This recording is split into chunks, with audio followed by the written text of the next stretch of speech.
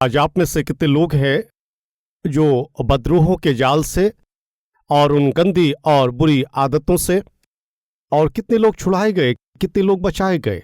Augustine कहलाने वाला एक लड़का जो एक गलत जिंदगी बसर करता था और ज़नाहकारी करते हुए उसने अपनी जिंदगी को बर्बाद कर लिया था।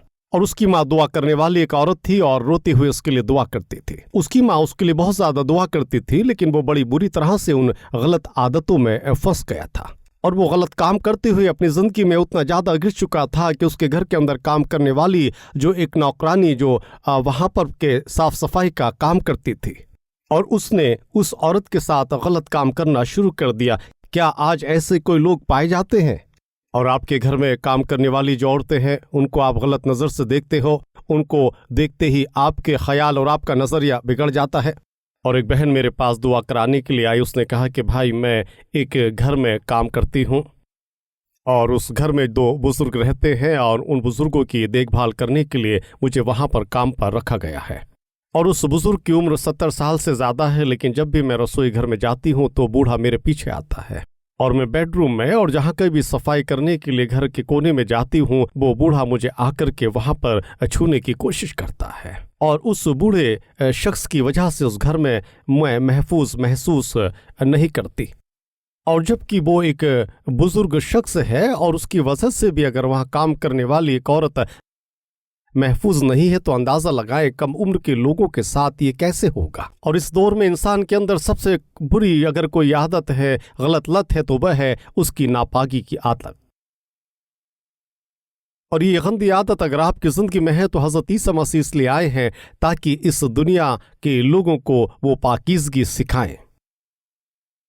और अपने घर के अंदर ही काम करने वाली उस औरत से उसने गलत रिश्तों को बनाया, लेकिन उस गलत रिश्तों को बनाने के बाद ऑगस्टीन एक दिन अपने घर में रोने लगा। और वो इस बात को सोच कर के बड़ा बिलख कर रोने लगा कि इस गुलाम औरत का मैं खुद गुलाम बन चुका हूँ, मैं किस तरह की बुरी जिंदगी को जी रहा हूँ। और इस तरह से जब रो रहा था, रोते हुए उसने अपने तमाम गुनाहों से तौबा की और कहा कि मुझ जैसा शख्स जो तमाम बुरी बातों और तमाम गुनाहों के सबब से भरा है, और कोई औरत अगर नजर आती है तो सोचता है कि उसके साथ मुझे गुनाह करना है, और मैं इन गलत आदतों से छुटकारा पाना चाहता हूँ। क्या आज हमारे दरमियान कोई ऐसे लोग पाए जाते हैं? और शौहर है लेकिन फिर भी, बीवी है लेकिन फिर भी तुम पराये मर्द और पराई औरत के पीछे भागते हो और अपनी जिंदगी की गलत कामों में उनको लगाते हो।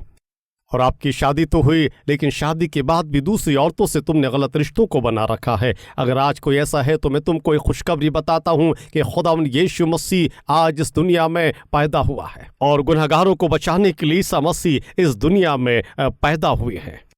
और नापाकी की जिंदगी को जीने वाले लोगों के लिए खुदावंद यीशु मसीह इस संसार में इंसानी शक्ल में आए हैं ताकि गुनहगारों को सुधारे, जिस तरह से ऑगस्टीन।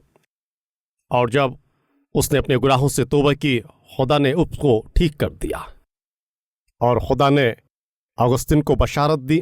ऑगस्टीन ने अपने तमाम गुनाहों को माना और उनको छोड़ भी दिया और अपनी तमाम आदतों से दूर हो गया। और जो गलत शख्स था, खुदा ने उसको सुधार दिया, वो बदल गया। अब आप यहाँ पर गौर से सुनिए।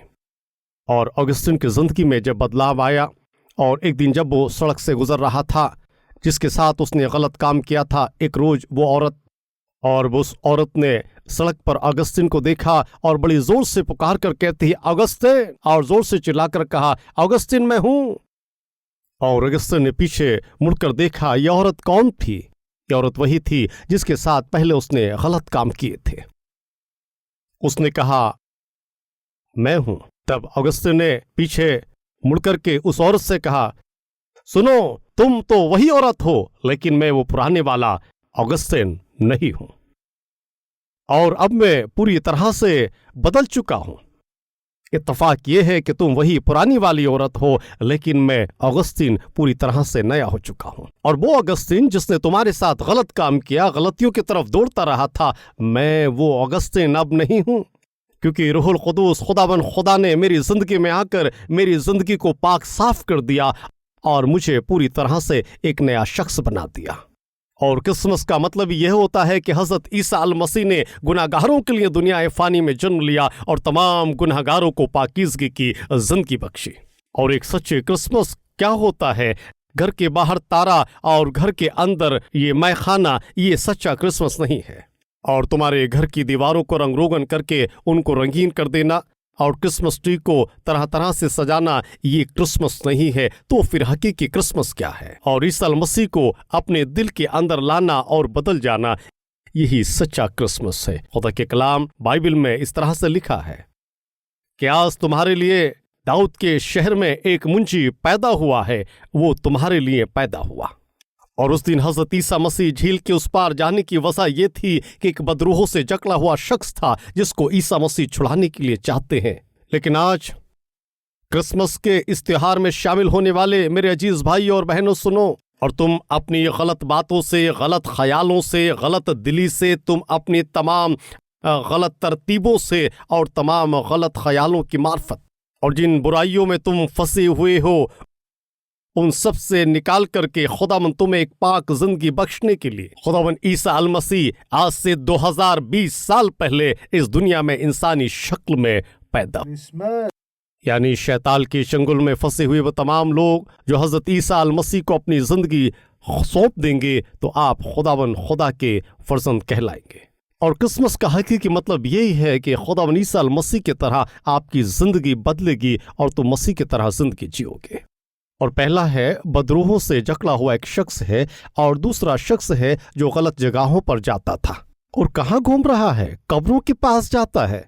आज बहुत सारे ऐसे लोग हैं जो गंदी और गलत जगहों पर जाते हैं। बस शाम होना काफी है, बस रात होना काफी है, और ये गलत जगहों पर जाने वाले लोग, और रात होना काफी है, ये गलत बदनाम गलियों में, मैनोशी के अड्डों पर और तमाम ऐसे गलत कामों और बुरी जगहों पर चले जाते हैं। और इस तरह से अपने आप को हलाक करने वाले और ख़त्म करने वाले कितने लोग नहीं हैं। इन बातों को सुनने वाले मेरे अजीज भाइयों बहनों, अगर आप गलत जगहों पर जाते हैं तो मैं कहता हूं कि आप सुधर जाइए। ये गलत जगहों पर जाना तुम्हारे घरों को तोड़ देगा, तुम्हारे रिश्तों को, तुम्हारी जिंदगियों को बर्बाद कर देगा। और अगर तुम इन तमाम आदतों में मुलव्विस हो तो खुदा ईसा मसीह के पैदा होने का मकसद ये है कि तुम गलत जगहों पर घूमने वाले आप, और वो आपको तमाम गुनाहगारों को छुड़ाने के लिए इंसान के लवादे में आ गया। और एक मैनोशी करने वाला क्या कर रहा है? वो मैनोशी करने के लिए शराब खाने के अंदर जाता है, गलत जगहों पर जाता है। वो ढूंढ रहा है कि गलत काम करने वाले और करने वाले कहाँ मिले। वो गलत जगहों पर जा रहा है, कस्बी के पास जाता है, ताश खेलने वाले, नाइट क्लब में जाने वाले गलत जगह पर जाते। और ये नाइट पब में जाने वाले कौन से लोग हैं? ये गुनाह की जगहों में दाखिल हो रहे हैं। और गुटखा कहाँ से मिल जाए, नशीली चीजें कहाँ से मिलेंगी, इन तमाम चीजों को ढूंढने वाले लोग इधर से उधर तक घूमते रहते हैं। क्या हमारे बीच ऐसे कोई है क्या? और खुदा की मर्जी ये है कि आप खुदा की मर्जी के मुताबिक अपनी जिंदगी को बिताएं, और इसलिए खुदा ने आपको अपनी शक्ल में बनाया। लेकिन आप नशीली चीजों के आगोश में आकर अपने आप को बर्बाद कर रहे हो। आज आपको बचाने के लिए खुदाम यीशु मसीह ने इस दुनिया के अंदर जन्म लिया है। अगर आपको बदरूहों ने जकड़ रखा है और जो लोग बुरी और गलत जगहों पर जा रहे हैं, उन्हें बचाने के लिए यीशु एक और शख्स है जो हद से पार जाने वाला है, उसको कोई भी काबू में नहीं कर पाता था। और वह ऐसा शख्स था जो अपनी मर्जी के मुताबिक जी रहा था। आज बहुत सारे भाई बहन ऐसे हैं जो अपनी मर्जी के मुताबिक जी रहे हैं, और वो किसी की बात को सुनना नहीं चाहते, ना अपने बाप की बात को सुनते हैं, ना अपनी माँ की बात को सुनते हैं, और वो बिना किसी खौफ के अपनी मर्जी के मुताबिक जैसा लगता है जी रहे हैं। और उस दिन खुदावंद कुदूस ने आदम और हव्वा से इसी बात को कहा था कि तुम अदन की वाटिका के इन तमाम फलों को खा सकते हो, लेकिन याद रखो एक फल को तुम्हें बिल्कुल भी नहीं खाना है। और खुदा ने उस फल को खाने के लिए मना किए थे। एक शर्त वहां पर लगा दी गई थी, लेकिन हव्वा अपने मन में सोचने लगी आखिर ऐसा क्यों। अब यहाँ पर गौर से सुनिए, खुदाबंद ने यूं कहा था कि इस बागी अदन से तुम तमाम फलों को खा सकते हो, लेकिन एक को मत खाओ। और इस तरह से जब खुदा ने कहा था तो हव्वा के मन के अंदर यह सवाल गूंजने लगा कि आखिर खुदा ने उसको खाने से मना क्यों किया? क्यों? क्या उस फल को खाने का हमारा हक नहीं है?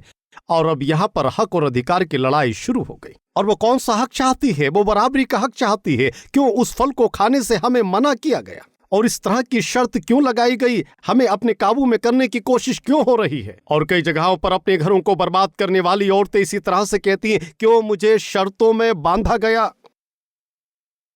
मुझे कंट्रोल करने की कोशिश मत करो। ये डायलॉग तुम्हारे नहीं हैं, ये बागे अदन के डायलॉग हैं। और बराबरी के लिए, हक के लिए तुम लड़ाई करते हो। गौर से सुनो, क्योंकि खुदा ने कहा था तुम तमाम फलों को खा सकते हो, लेकिन एक फल को नहीं खाना है। तब हव्वा ने क्या कि उसको खाने के लिए क्यों मना किया है? और चूंकि उसने खुदा की बात को नहीं माना, उसने उस फल को खाया और मौत को अपनी जिंदगी पर लागू कर दिया और अपने सबब से तमाम कायनात पर मौत को थोप दिया। और आज दुनिया के लोग क्या चाहते हैं? वो अपनी मर्जी के मुताबिक चलना चाहते हैं, अपनी मर्जी के मुताबिक जीना चाहते हैं। और माँ बाप अगर अपने बालकों से कहते हैं कि 8 बजे तक घर आना है, वो कहते क्यों? 8 बजे तक ही घर क्यों आना है? और माँ कहती है बेटी रात को सहेलियों के घर तुम्हें नहीं रहना है, तुम्हें वापस घर आना है। वो पूछती है क्यों? और शादी से पहले तुम किसी भी गलत गुनाह की तरफ मत चले जाना। वो पूछती क्यों? अगर तुम किससे मोहब्बत करते हो तो गलत तरह की मोहब्बत मत करना। लेकिन वो कहते हैं आने वाले दिनों में तो हमको शादी करना ही है, उससे पहले अगर हम एक साथ रहते हैं। लेकिन ये बहुत गलत बात है। और खुदा ने इंसानों के लिए जिन हदों को ठहराया है वो उन हदों को पार करते हैं, और बहुत सारे लोग हैं जो ऐसा कर रहे हैं। अगर आपने शादी की है तो मैं कहूंगा कि शौहर और बीवी आप बिल्कुल अलग मत होइए, और सिर्फ आपकी एक ही बीवी हो और सिर्फ आपका एक ही शौहर होना चाहिए। लेकिन इत्तफाक है कि आज लोग खुदा की बातों को नहीं मान रहे हैं। और तुम कहते हो क्यों मैं अपनी पत्नी से डिवोर्स न लूं? तुम कहते क्यों मैं अपने शौहर से छुटकारा ना लूं? अमेरिका में, अफ्रीका में तो ये सब हो रहा है, और यूरोप में तो सब ऐसा हो रहा है। लोग 4 शादियां कर रहे हैं। अगर मैं गलत करूं तो क्या होगा? मेहरबानी से इस पर गौर करें। हिंदुस्तान एक अजीमुशान मुल्क है। हमारे देश की शरीयत अजीमुशान है, और हमारे मुल्क की जो घरों की तरतीब है, जिस तरह से रहने का सलीका है, शायद वो पूरी दुनिया में उसकी मिसाल कहीं हम दूसरी नहीं देख पाते हैं। जिस तरह से मिलजुल कर घरों में जिंदगी बसर की जाती है, और इस विरासत को बचाने की जिम्मेदारी ये हम पर है। इसलिए हमें पश्चिमी बातों को और वहाँ के पहरावे को, वहाँ की बातों को अपनी जिंदगी में अपनाने की ज़रूरत नहीं है। और इस मुल्क पर हमें बड़े तकब्बुर की ज़रूरत है। यहाँ के घरों का रहने का तरीका, मेल मिलाप और यहाँ की पाकीज़गी की बातें, और इन तमाम बातों को बचाने की जिम्मेदारी हमारी भी है। हाँ कहने वाले तालियों को बचाएंगे। हाँ, कुछ लोग अपने मन में ख्याल कर रहे होंगे आप कलाम तो बेहतर बताते हैं, लेकिन आप फिर एक विदेशी खुदा की बात क्यों करते हैं? लेकिन मैं पूछता हूँ आपसे किसने कहा ईसा मसीह विदेशी है? तुम गलती से जिंदगी बताते हो। ईसा मसीह क्या अमेरिका में जन्म लिए? क्या वो उन्हीं का है? क्या फिर वो सिर्फ ऑस्ट्रेलिया वालों का है? क्या उसका जन्म ऑस्ट्रेलिया में हुआ? क्या हज़रत ईसा मसीह फिर किसी दूसरी जगह पर पैदा हुए हैं? क्या वो सिर्फ उनका खुदाबंद खुदा है? जिस जगह पर आप पैदा हुए वहीं पर अब मैं भी पैदा हुआ हूँ, और मैं जिस खुदाबंद ईसा मसीह के विषय में आपको बताता हूँ, और जहाँ पर मेरी और आपकी पैदाइश हुई है, वहीं पर एशिया के अंदर हज़रत ईसा अल मसीह की पैदाइश हुई। और हज़रत ईसा मसीह की पैदाइश इज़राइल देश के बैतलहम में पैदा हुई। और अगर बैतलहम को देखते हैं तो ये जो महाद्वीप है वो अमेरिका के अंदर नहीं है, और ना ही ये ऑस्ट्रेलिया में है। तो फिर बताइए कहाँ पर है? ये एशिया के अंदर पाया जाता है। और एशिया जो है, जो हिंदुस्तान है, वो एशिया उसके साथ है। हज़रत ईसा मसीह सिर्फ गोरों के लिए नहीं आए, और वो सिर्फ विदेशी लोगों को बचाने के लिए आए। इस तरह की आप बातों को मत करो। अब यहाँ पर तुम गौर से सुनो। और हम सब जिस सरजमीन पर पैदा हुए, उसी सरजमीन पर मुझे इस बात का तकब्बुर है कि हज़रत ईसा अल मसीह की पैदाइश भी वहीं हुई। और मैं हज़रत ईसा अल मसीह पर ईमान लाता हूँ, इसलिए मैं उनके लिए बता रहा हूँ। क्योंकि हज़रत ईसा अल मसीह इस दुनिया में तमाम नापाकी से जी रहे लोगों को पाक बनाने के लिए इंसानी शक्ल में आ गए। और मैं डॉक्टर सतीश कुमार इसका चश्मदीद गवाह हूँ, मैं सबूत हूँ। और जब मैं 12 साल का था, मैं सिगरेट पीता था, मैं फिल्में देखता था, मैं बहुत ज़्यादा झूठ बोला करता, और कभी कभी चोरी भी किया करता। और मेरे माँ बाप मेरी वजह से रोते थे, उनको आंसू बहाने पड़ते थे। कई बार मेरी माँ ये कह कर के रोती थी कि क्यों मैंने ऐसी औलाद को पैदा किया, और ये तो अगर पैदा ना होता तो बेहतर था। एक दिन मेरी माँ ने मुझे देख करके इस तरह से कहा, और मेरी माँ ये कहकर जार जार रोती थी कि खुदा तुझे सुधार नहीं पाएगा, तू बदल नहीं पाएगा, इस दुनिया में तुझे सुधारने वाला कोई नहीं है। और बड़ी छोटी ही उम्र में मैं बीड़ियाँ पीता था, मैं सिगरेट पीता था, और जब मैं 12 ही साल का था पूरी तरह से मैं बिगड़ गया था, बदल गया था। और मेरी माँ इस पर अफसोस जाहिर करती थी कि अगर ये पैदा ही ना होता तो बेहतर था। और मेरी माँ ये कहती थी कि तुझे तो खुदा भी नहीं बदल सकता। लेकिन एक खुदा का खादिम हमारे गांव में आए थे और उन्होंने इस तरह से कहा, और जो बच्चे पूरी तरह से बिगड़ गए हैं, आज खुदाम यीशु मसीह उन्हें पूरी तरह से बदलेंगे और वो ठीक होंगे, और वो हज़रत ईसा मसीह हैं। और जब वो ऐसा कह रहे थे, मैं सोच रहा था कि क्या यकीनन मेरी ज़िंदगी बदलेगी? क्या ये हकीकत है कि हज़रत ईसा मसीह मेरी टूटी हुई ज़िंदगी को फिर से जोड़ देंगे? मैं अपने घर गया और घुटने टेके। अगर आप ज़िंदगी को बदलते हो तो तमाम बिगड़े और टूटे हुए लोगों की ज़िंदगियों को बदलते हो तो, क्योंकि मेरी माँ तो ये कहती है कि मुझे सुधारने वाला अब कोई नहीं है, लेकिन उस खिदमतगार ने कहा कि आप बिगड़ी हुई ज़िंदगी को बदल देते हैं। मैं कहता हूँ कि अब आप मुझे ठीक कर दीजिए, और इस कम उम्र में मेरी ज़िंदगी में काफ़ी कमियाँ आ गई हैं, आप मुझे बदल दीजिए। और जब मैं दुआ करके अपने घुटनों से उठूंगा, मैं चाहता हूं कि आप मुझे बदल दे और पूरी जिंदगी को आप बदल दीजिएगा। और मेरी तमाम गंदी आदतों को, सिगरेट पीने की आदत, फिल्म देखने की, और तमाम उन बुरी आदतों से, और झूठ बोलने की आदत, चोरी करने की आदत, ताश खेलने की आदत, और अगर आप इस तरह मेरी जिंदगी को बदल देंगे तो आप लोगों की जिंदगी को बदलने वाले खुदाबंद खुदा हैं। मैं लोगों के सामने इस तरह से गवाही दूंगा।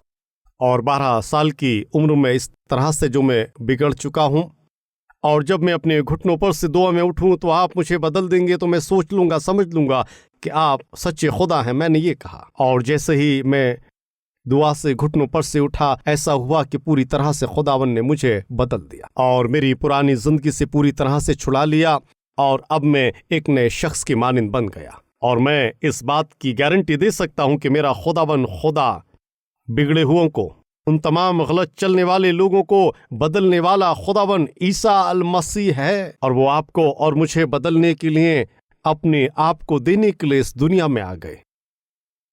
हज़रत ईसा अल मसीह किसी का मजहब बदलने के लिए नहीं आए। क्या आप इस बात को सुन रहे हैं? वो मजहब बदलने नहीं आए, और हज़रत ईसा अल मसीह ने मजहब बदलने का कोई आदेश उपदेश नहीं दिया। वो ऐसा करने के लिए इस दुनिया में पैदा नहीं हुए। और हज़रत ईसा अल मसीह तो दुनिया में इसलिए आए ताकि वो लोग जो तमाम गुनाह की जिंदगी को बसर कर रहे हैं, गुनाहों से छोड़कर एक पाकीज़गी की जिंदगी में वो कदम रख सके। और ये खुदा के कलाम बाइबल में लिखा है। उसी तरह से डॉक्टर सतीश कुमार भी कलाम कहते हैं। हज़रत ईसा अल मसीह इस दुनिया के अंदर बिगड़े हुए लोगों को बदलने के लिए, गुनाह की जिंदगी को ख़त्म करने, उनको पाक बनाने के लिए आए। और इसका सबूत मेरी खुद की जिंदगी है। आज आपको बदलने के लिए भी मेरा खुदाम ईसा अल मसीह पूरी रीति से तैयार है। और नापाकी से भरे हुए इंसान को ठीक करने के लिए, गलत जगहों पर जाने वाले इंसान को बदलने के लिए, बेखौफ गुनाह और गलत कामों को करने वाले तमाम लोगों को बदलने, उनको ठीक करने के लिए, और जोर जोर से चिल्लाने वाले शख्स को खुदा के कलाम में लिखा। आइए हम देखते हैं। और लिखा है कि वो हर वक्त कब्रिस्तान में, कब्रों के पास और पहाड़ियों के पास जाकर चिल्लाता रहता था। और आमतौर पर आज बहुत सारे घरानों के अंदर यही नजर आता है। वे बहुत चिल्लाते हैं, वे बहुत ज्यादा चीखते हैं। और शौहर बीवी पर चिल्लाता है, बीबी शौहर पर चिल्लाती है, और फिर इनको देखकर इनके बच्चे भी एक दूसरे पर आपस में चिल्लाते हैं। और वे अपने घर के भीतर ही बड़ी जोर जोर से चिल्लाते हैं और शोर शराबा है। कलाम में यूं लिखा है, जिस शख्स के अंदर बदरूह होती है वो तसल्ली इत्मीनान से नहीं रहता है, और बदरूहों से भरे शख्स इत्मीनान से मिलकर नहीं रहते हैं। और यशायाह नबी की किताब उसके 42वें बाब की पहली आयत से आइए हम इन बातों को पढ़ते हैं। देखो, मेरा खादिम जिसको मैं संभालता हूं, मेरा बरगुज़ीदा जिससे मेरा दिल खुश है, मैंने अपनी रूह उस पर डाली। वो कौमों में अदालत जारी करेगा। वो ना चिल्लाएगा और न शोर करेगा, और न बाजारों में उसकी आवाज सुनाई देगी। लेकिन अगर आज आप चिल्लाते हैं तो घर के आसपास के तमाम लोगों को, यहां तक कि पूरे मोहल्ले को आपकी आवाज सुनाई देती है। और आज आप चिल्लाते हुए, चीखते हुए अपने घरों को तोड़ रहे हो, अपने लोगों की बेइज्जती करते हो। ये बिल्कुल भी अच्छा नहीं है। और शौहर बीवी अपने बालकों के सामने एक दूसरे पर चिल्लाते हैं, बच्चों के सामने तुम्हारी बेइज्जती हो रही है।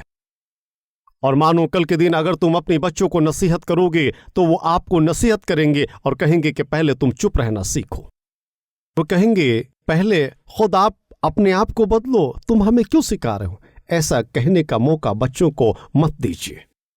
और घरों के अंदर तसल्ली, चैन, मेल मिलाप नहीं है, और इसलिए आपकी जिंदगी आपके घर के लोगों के लिए वो बरकत वाली नहीं है।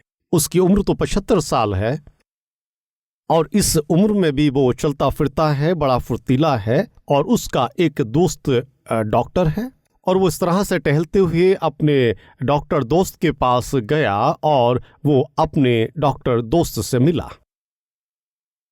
और डॉक्टर ने कहा कि तुम्हारी सेहत को देख करके मुझे जलन होती है। उसने कहा, रे क्यों ऐसा कह रहे हो, क्योंकि तुम 75 साल के हो चुके हो और फिर भी तुम तंदुरुस्त हो। तुम बताओ तुम्हारी सेहत का राज क्या है। ऐसे डॉक्टर ने मालूम किया। ज्यादा कुछ तो नहीं है, लेकिन शादी होने के बाद मैंने और मेरी बीवी ने एक वादा किया। वो वादा क्या था? और वो वादा क्या था मालूम है कि मुझे गुस्सा बहुत जल्दी आता। हाँ, मुझे मालूम है जब हम पढ़ते थे कि तुम्हें गुस्सा बहुत आता है और मैं जोर से गुस्से से चिल्लाता हूं, लेकिन मेरी बीवी को गुस्सा करना ये पसंद नहीं है। ठीक है, लेकिन तुमने वादा क्या किया है? मैंने अपनी बीवी से कहा है कि मुझे गुस्सा बड़ा जल्द आता है और मैं गुस्से में बड़े जोर जोर से चिल्लाता हूं, लेकिन जब मैं गुस्से में जोर से चिल्लाऊं तब तुम अपने काम में लगे रहना। और मैं चिल्लाऊंगा, बोलूंगा और एक वक्त आएगा कि मैं थक जाऊंगा और चुप जाऊंगा। लेकिन अगर तुम कुछ कहोगी तो मुझे फिर से गुस्सा आएगा, मैं चिल्लाऊंगा और हो सकता है कि मैं तुम पर हाथ उठाऊं। इसलिए तुम अब हमेशा चुप रहना। हाँ ठीक है, मैं ऐसा ही करूंगी। अब तुम अपने लिए बताओ। बीवी ने कहा, हाँ मुझे संभाल नहीं पाई, इसलिए मेरे माँ बाप ने आपसे मेरी शादी करा दी। और आपको भी याद था? हाँ मुझे मालूम है। और आपने कहा था ना गुस्सा आने पर मैं मारता हूं, तो क्या तुम्हें आदत है? हाँ, गुस्सा आने पर मैं भी बहुत मारती हूं। और क्या तुम भी पिटाई करती? हाँ, तुम्हें मालूम है औरतें भी पिटाई करती हैं। बताइए, क्या अच्छे घरों में रहने वाली औरतें अपने शौहर की पिटाई नहीं करती हैं? क्या वो अच्छी हैं? और अगर अच्छी हैं तो मैं कहता हूं कि तुम लोग तालियां बजाओ। और देखिए, अभी यहीं पर मुझे समझ में आ गया कि आप कितने अच्छे हैं। और बहनों, मैं आपको मुबारकबाद देना चाहता हूं कि आप भी कितनी अच्छी हैं। और हाँ, कहने वाले तालियां बजाएंगे क्या? अब बजाएं या नहीं, वे लोग एक दूसरे का इंतजार कर रहे हैं। और तालियां बजाने से बेहतर है कि चुप रहना चाहिए। और दीवार पर बिल्ली को देख करके ताली नहीं बजाना चाहिए। बीवी कह रही मुझे भी ये कमजोरी है, पिटाई तो मैं भी कर देती हूं। और मर्दों की कमजोरी ये है कि वो हाथ उठाते हैं और अपनी बीवी को पीट देते हैं। लेकिन औरतों की कमजोरी उससे भी बढ़कर है कि वो भी मारते, लेकिन किस तरह से? वो आपको पहले गुस्सा दिलाते हैं। और अगर शौहर हाथ उठाता है तो बीवी देखिए किस तरह से उसको गुस्सा दिलाती है। वो कहती है, अच्छा तुम हाथ उठाकर यहां से जा रहे हो? अभी मैं अपने भाई को अगर एक कॉल करूं, मेरा भाई आएगा और तेरे हाथों को ये तोड़ फोड़ के बराबर कर देगा। और हाँ, दोनों हाथ उठाएगा तो दोनों हाथ तोड़वाएगा। अगर मैं अपने भाई को अभी एक कॉल कर दूं, फिर शौहर कहता, अच्छा अपने भाई को कॉल करेगी? और क्या सोच रहे तुम मार कर देखो, हाथ उठाओ, मैं अभी अपने भाई को कॉल करूंगी। कुछ औरतें इस तरह से गुस्सा दिलाती हैं, अपने शौहरों को वो भड़का देती हैं और वो अपने शौहर को गुस्सा दिलाती हैं, खुद पिटती रहती हैं। लेकिन कई औरतें वैसी हैं जिनको अगर मार नहीं खाएंगी तो उनको नींद भी नहीं आती। कोई है जो सोते हुए गधे को उठाए और उससे कहे मुझे एक लात मार दो। कई औरतें ऐसी हैं, अपने सोए हुए पति को मानो वो जगाती हैं, उनको गुस्सा दिलाती हैं, फिर उनसे मार खाती हैं और फिर कोसती हैं उनके हाथ पैर टूट जाए। और मार खाती हैं, खाना बनाती हैं, खाना खाने देती है, फिर कहती देखो मेरी भी एक कमजोरी है, मैं भी बहुत ज्यादा चीखती और चिल्लाती हूं और मैं एक आदमी हूं, मेरे चिल्लाने से चलेगा, लेकिन तुम औरत हो, अगर तुम चिल्लाओगे तो कैसा होगा। और इसीलिए मेरे माँ बाप ने, चूंकि मैं चीखती हूँ, चिल्लाती हूँ, कई बार गाली भी देती हूँ, तो मेरे माँ बाप ने मेरी शादी इसलिए तुमसे कर दी। और जब मैं इस तरह से चीखूं चिल्लाऊं, तुम्हें डांटूं, तो क्या करना? घर से बाहर निकल जाना, वॉक करना और ऐसे तुम्हारी सेहत बहुत अच्छी रहेगी। हाँ, तुम ठीक कहती हो। जब तुम गुस्से में डांटना शुरू करोगी, मैं वॉक करने के लिए बाहर निकल जाऊंगा। और वो अपने दोस्त डॉक्टर से बता रहे, देखो हकीकत बात यह है। डॉक्टर ने कहा, रे ये क्या बात है? क्या आपको समझ में नहीं आया? तो फिर सुनो, मेरी बीवी सुबह 5 बजे से उठकर मुझे डांटना फटकारना शुरू करती है, और इसलिए मैं सुबह घर से 5 बजे निकल जाता हूँ। और कब तक तुम टहलते हो? मैं रात को 11 बजे तक टहलता हूँ और वॉक करता रहता हूँ। और इसलिए ये 75 साल की उम्र में भी पूरी तरह से फिट है, क्योंकि औरत चीखना, चिल्लाना और डांटना सुबह 5 बजे से शुरू कर देती है।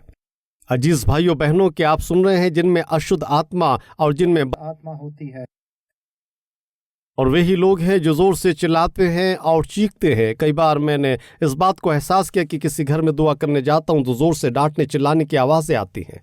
और यह आवाज क्या है? जब मैं देखता हूं तो बदरूह से जकड़े हुए लोग हैं जो जोर जोर से चिल्लाते हैं और वो कुछ कहते हैं। आज बहुत से वैसे ही है, और लोग हैं अपनी मर्जी के मुताबिक चीखते हैं, चिल्लाते हैं। और वे लोग जो खुदा पर ईमान नहीं रखते, एतकाद नहीं है, वो भी उनको देखते हैं, लेकिन ये चीखते हैं, चिल्लाते हैं और उस काम को करते रहते हैं। और घर के लोगों की बदनामी होगी। लोग क्या कहेंगे? तुम इस पर गौर नहीं करते हो। तुम आवेश में और गुस्से में आकर जोर से बोलते हो, डांटते रहते हो। और खुदा के कलाम में खुदा ने यूं फरमाया कि मेरा खादिम ना तो चिल्लाएगा और ना सड़कों पर उसकी आवाज सुनाई देगी। अजीजों, मैं आपसे इल्तजा करता हूं भाइयों बहनों कि आप इस तरह से चीखना चिल्लाना बंद करें। इनमें तसल्ली इत्मीनान नहीं रहता है, हमेशा एक दूसरे से झगड़ते रहते हैं, और शौहर बीवी के बीच में कोई मोहब्बत नहीं है। गुस्से में आकर एक दूसरे से हर वक्त गुस्से में आकर एक दूसरे से लड़ते हैं, डांटते हैं, चपटते हैं। लेकिन आज आपके लिए एक खुशखबरी है।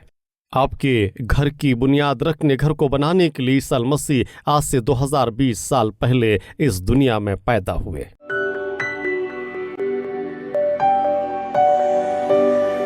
हमारे प्यारे अजीज खुदा लोग हलाक ना हो, आप लोगों को बचाने के लिए आज से 2020 साल पहले इंसानी शक्ल में इस दुनिया में पैदा हुए। और आज ये बहुत सारे लोग जो अपने हाथों को उठा रहे हैं कि ईसा मसीह आज आप हमारे दिलों के अंदर पैदा हो जाएं, हमारे दिलों में आ जाएं, हमें बचाने के लिए, हमारे गुनाहों को धोने के लिए हमारे दिल में आप पैदा हुए।